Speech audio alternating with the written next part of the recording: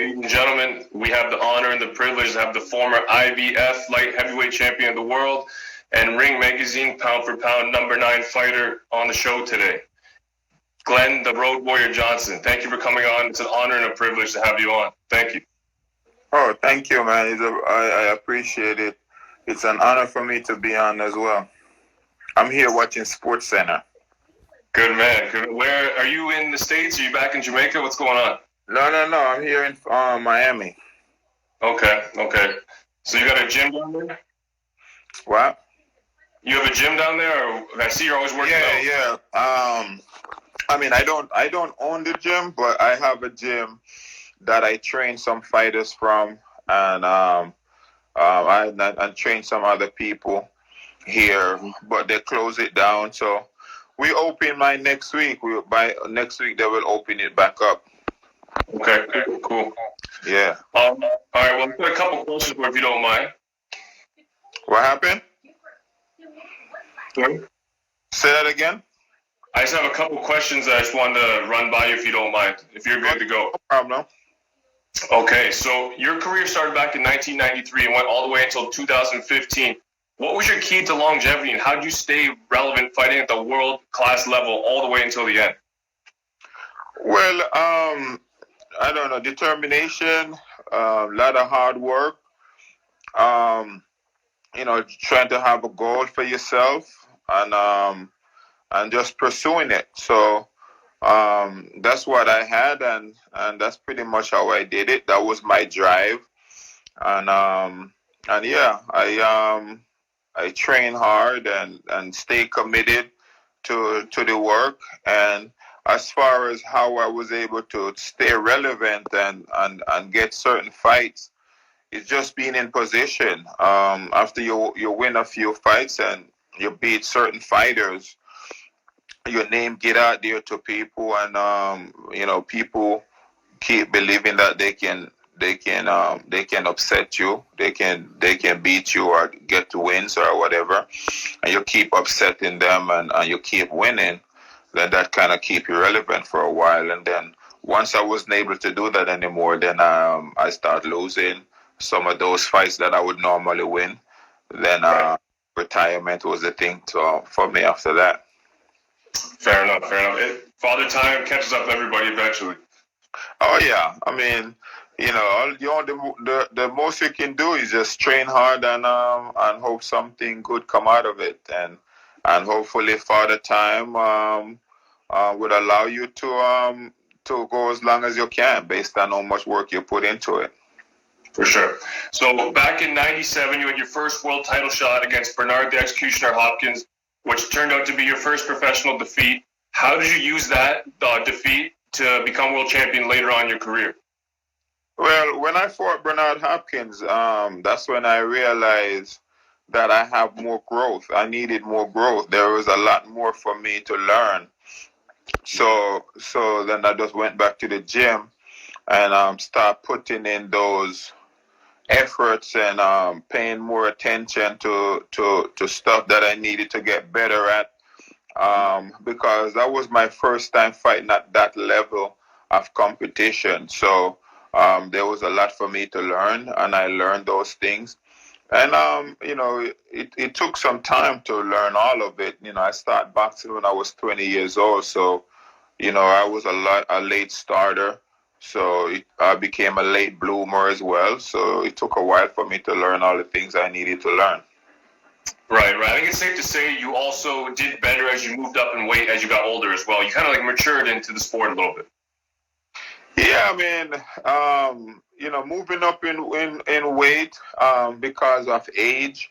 Like I said, I started out as a middleweight, and I didn't win the world title until I was 35 years old. So by that time, I already had to move up 2 or 3 weight classes because of age. Once you keep aging, it becomes more harder to make the weight you used to make. You know what I mean? So 160, I was able to make 160 when I was in my 20s. And then eventually I had to go up to 168 and then 175. Right, so that brings me to my next question. In 2004, you traveled across the pond and you took on Clinton Woods in the second of 3 fights you guys had, and you won the world title. How did life change for you when you became world champion, and what was it like going across the pond to win the belt? Well, I mean, when you go in anybody's hometown to fight to win any fights, that's a challenge on its own because you can't just win. You kind of have to dominate, and that's what I had to do when I went for that fight, and I basically had to dominate to win. So, um, and as far as how it changed my life, I mean, everything changes once you become a world champion. I mean, everything, your recognition change, money change, everything changes. So, it changed my life great. I started to get bigger and better profile fights. I started to make a lot more money and start to be more recognized in the boxing world because now you're a champion. And then you have a lot of people who believe they can beat you and take your championship. And then you have people who's trying to avoid you because they don't think you bring enough money to the table. Fair enough, fair enough. So that right after you won that title, you came back to the States and you had your first title defense against the former pound-for-pound king in Roy Jones Jr. What was it like taking on Roy? And at that time, he was coming off his first real loss against Tarver, but how was it preparing for such an opponent like Roy Jones? Yeah, well, that was a great opportunity to fight Roy Jones. He is my favorite fighter. I was watching him all throughout his career. I always liked him a lot. I thought he was a dynamic fighter, but I also thought that he was a fighter that was limited. And, he was flashy, he was fast, but I always felt like if you put pressure on Roy Jones, you would beat him because, um, he liked to throw combinations and then pause, recover from those combinations, and then throw combinations again and recover. So if you take away the recovery time from him, you gotta drive him into a hole. So that's how I go about that fight, and that's how I prepare. That's how I train, and that's the reason why I was able to stay on him for 9 rounds until the fight was over because of my preparation. So I rewatched that fight last night actually, and you were on him from the beginning. Round one, you were on him. Threw tons of punches. Were you trying to go for the knockout? Did you think he was a diminished fighter this time? What were you thinking? Well, I mean, I don't know anything about him being diminished or wasn't diminished. He and I are the same age, right? He's a 69 guy, 1969. I'm 1969. He's a Capricorn. He's born in January. I'm a Capricorn. I was born in January. So the same things I have, he have them. I just go about them differently. So I didn't care about him diminish or not diminish. All I cared about in that time, I had a game plan and a fight style that I thought could beat him. And that's what I stick with it. I trained for it. I trained that way. I prepare myself that way, and I went out and fought that way. I didn't care about getting knocked out. I didn't care about making mistakes. I didn't care about none of that because at the end of the day, this is what you had to do. Once you step inside the ring, everything is off, and there's a way you either win or you lose it. So for me, I believe in what I was supposed to do, and I went out and did it, and it works. Yeah, so you were the champion coming into that fight. Not many people remember that. And it was almost as if it was Roy was the champ. Like it was like you were coming in as the opponent, which is crazy to think. Well, I mean, when you know how people think and how people are, it's not all that crazy to think because Roy Jones was a popular fighter. Everybody knows him. He's dynamic. He brings the money to the table. So everything about boxing, based on who put the butts in the seats, it's not just a boxing. It's all sports. The stars make the most money always.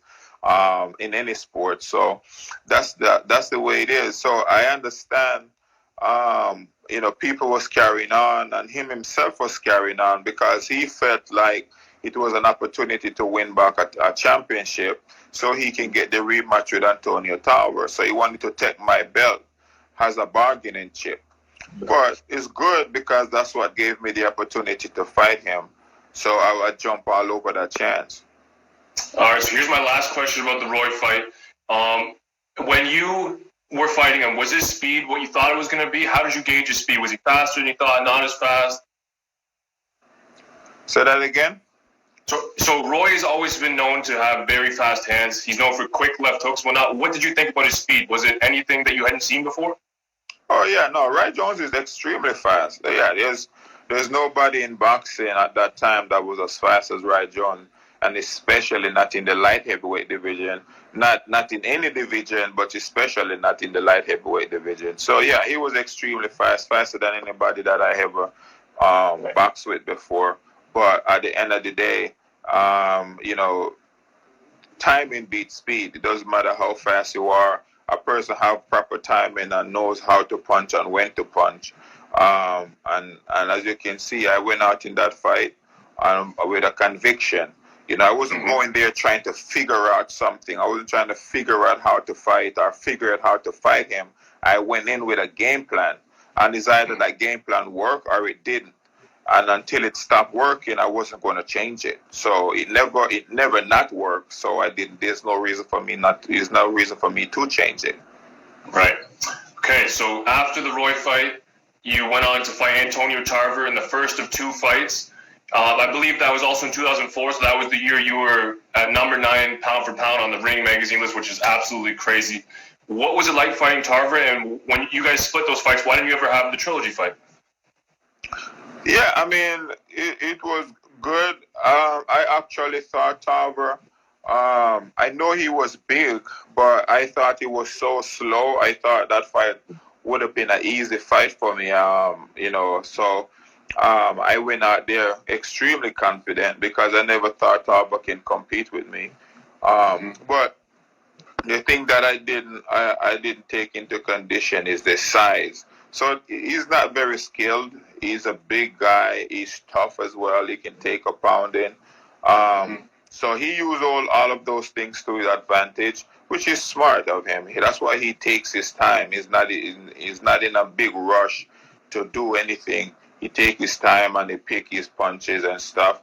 And plus, he's a star too, so he get more credit than he deserves whenever time he do anything.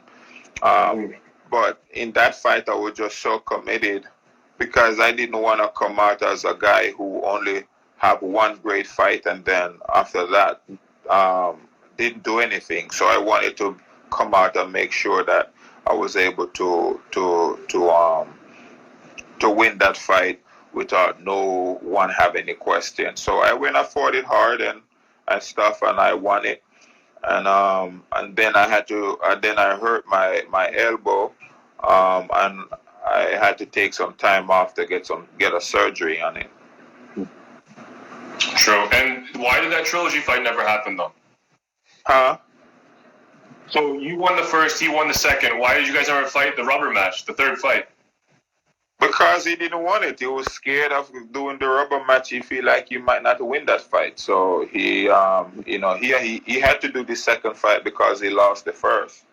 So he was forced into the second fight if he wanted to get the championship back. Once he got it back, he take off and run. And then that's how he got the rematch with Roy Jones. And once he got that, he never looked back my way because too tough of a fight. Yeah, the risk was too high for him for the reward. Right. The politics of boxing, man, it sucks. Yeah, that's just the way. That's the way it is, man. Okay, so sorry, go ahead. What was that? I said that's the way it is. I mean, it is what it is. Fair enough. So I just have a few more questions, and I'll let you get out of here. All right.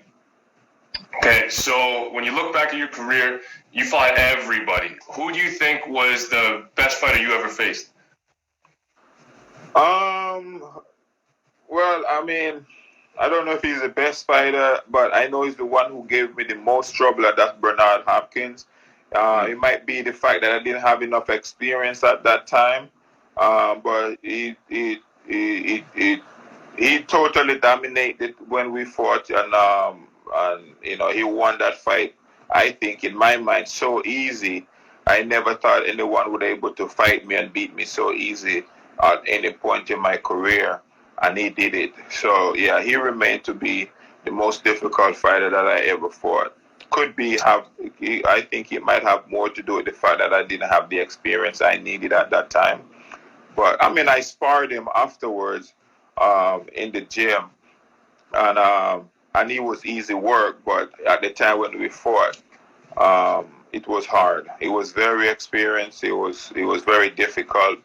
But I chopped that up to experience after I got my experience and stuff. He told me I was going to be world champion before I became world champion. So he was the only person that ever said to me, "You're going to be a world champion," outside of myself. Right. Yeah, because he realized it after when he saw me again when we sparred. Because I think he was getting ready for Trinidad. He was getting ready for somebody, and he wanted to spar, and he wanted to spar somebody that was bigger. And we sparred, and he like, "Damn boy, you learn a lot. I mean, you're different now. You're going to be a world champion." And to me, that meant a lot because, after going through some stuff by that time, I've gone through a lot of fights since he and I fought. I lost some and I won some, but it felt good. It was a confident booster for me. Yeah, I think if you guys had fought again at light heavyweight, the fight would have been a lot different, very different. Oh yeah, I mean, I beg him time and time again for a rematch. He never gave it to me. Yeah, fair enough. Again, the politics, man, the politics. Okay. It's what it is. It is what it is. So, looking back in your career, is anyone you didn't fight you wish you could have?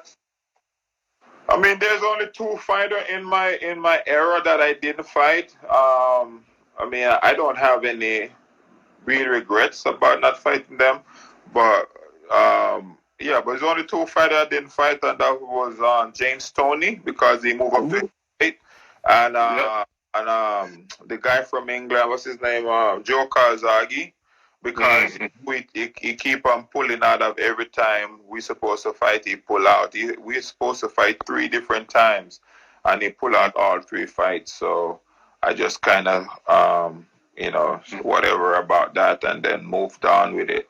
Moved on from there. But so those are the only 2 fighters of my era that I didn't fight.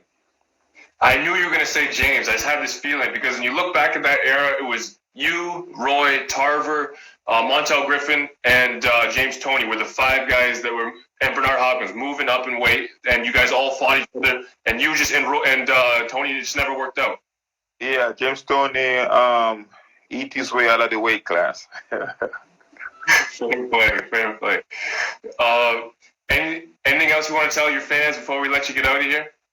Yeah, and I mean, just that I'm training fighters now, and I want to be a world championship trainer, and I'm working on that now. I got some dynamic fighters that I'm working with, and they're a few years away from championship level, but we're working on it and we're on our way. So look out for us in the future. You look like you're working pretty hard yourself. You sure you're not getting ready for a comeback or something? Yeah, no comeback. I am working hard, but I'm working hard just because I want to keep my body in shape. I don't want if you see most athletes, because we have so bad habits of over the years, you eat whatever you want. Once you stop training, everybody become fat, and so I didn't want that for myself. So I am trying to eat better, but I am trying to not stop worked out because I want to keep working out so I don't get too bad. I am 20 pounds heavier than I want to be right now, so I'm trying to get it down.